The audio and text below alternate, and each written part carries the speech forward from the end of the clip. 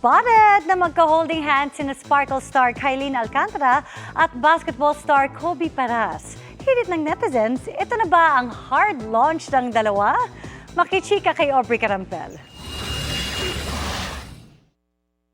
Sa video na ito nakuha madaling araw kahapon, spotted sina Sparkle star Kylene Alcantara at basketball player Kobe Paras na holding hands while walking sa isang parking lot sa BGC sa Taguig City.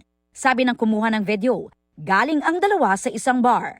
Tanong ng marami, hard launch na ba ito? Bago nito, ilang beses nang tinanong ng netizens ang tungkol sa real score kina Kylene at Kobe.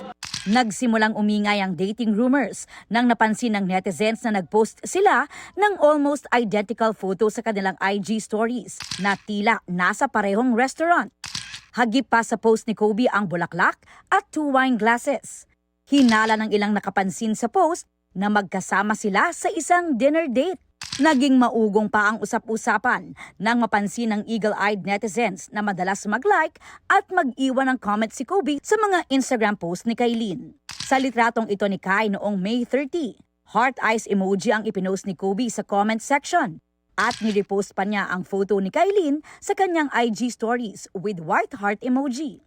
Maraming netizens ang nagpaabot ng suporta dahil bagay naman daw sila at parehong single. Nang tanungin namin si Kylene recently kung ano bang meron sa kanila ni Kobe, matipid ang kanyang sagot. We are friends, and whatever is happening is happening. I don't know.